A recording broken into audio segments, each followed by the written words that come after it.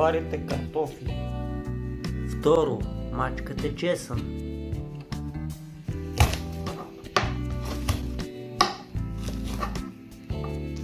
Първите го тази чаша с оцет. Вече морковите са изпържени, добавяме и спанак, черен пепер и сол. Вече е готово. Слагате в пасатора готовата смес.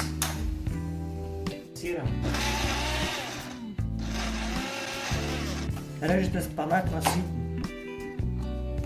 Белите картофи. Мачкаме картофите преди праза.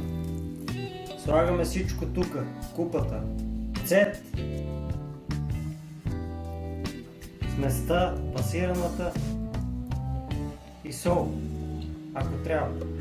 Правихме шибания копър. Те го хубаво и го добавяте при картофите. Разбърквате и копъра тук вътре и салатата е готова. Сега пристъпваме към основното ястие.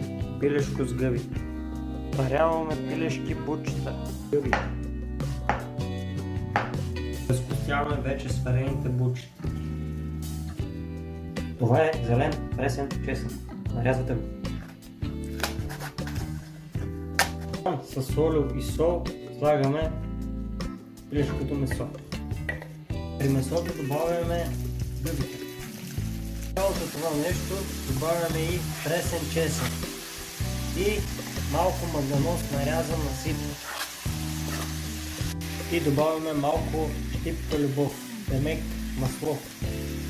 Бръкате малко докато се разтопли това, чакате 5-6 минути и яденето е готово.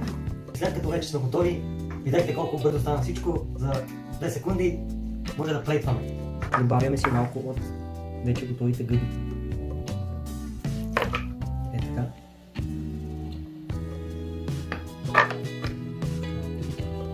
Малко по сърцето.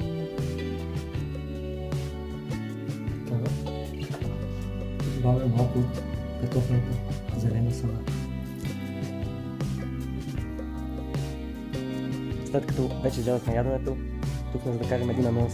За последно не разбрахте нито кой съм аз, нито кой е оператора. Ето го оператора, моята жена Надежда. Аз съм Тихомир. До скиф. Абонирайте се тук за канала, чукнете там един лайк и това е първият клип толкова.